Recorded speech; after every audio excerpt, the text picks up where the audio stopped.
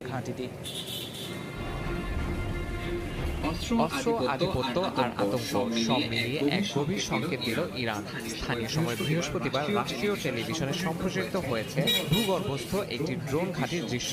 যদিও এই দৃশ্যের সময় ও স্থান অজানা, তবে বার্তা স্পষ্ট, যুদ্ধের জন্য প্রস্তুত তেহরান। ঘাঁটিতে পরিদর্শনে যান দেশটির বিপ্লবী গার্ড বাহিনী, আইআরজিসি প্রধান হোসেন সালামি ও নৌবাহিনীর commander Ali Reza Tangsiri. Underground এই ঘাঁটির ভেতর থেকে তোলা ফুটেজে দেখা গেছে বিভিন্ন ধরনের ড্রোন, যেগুলো সমুদ্র প্রতিরক্ষা ব্যবস্থায় ব্যবহারের জন্য প্রস্তুত করা হয়েছে। গোটা ঘাঁটি নির্মিত হয়েছে গোপনীয়তা বজায় রেখে। প্রতিবেদনে বলা হয়, ঘাঁটিটি আধুনিক প্রযুক্তিতে সজ্জিত এবং এতে যুক্ত হয়েছে নতুন প্রজন্মের ড্রোন প্রযুক্তি, যা দ্রুততার সঙ্গে শত্রুর অবস্থান শনাক্ত ও হামলার সক্ষমতা রাখে। বিশেষভাবে সমুদ্রপথে আক্রমণ প্রতিহত করতে এই ঘাঁটি গুরুত্বপূর্ণ ভূমিকা পালন করতে পারে বলে মনে করা হচ্ছে।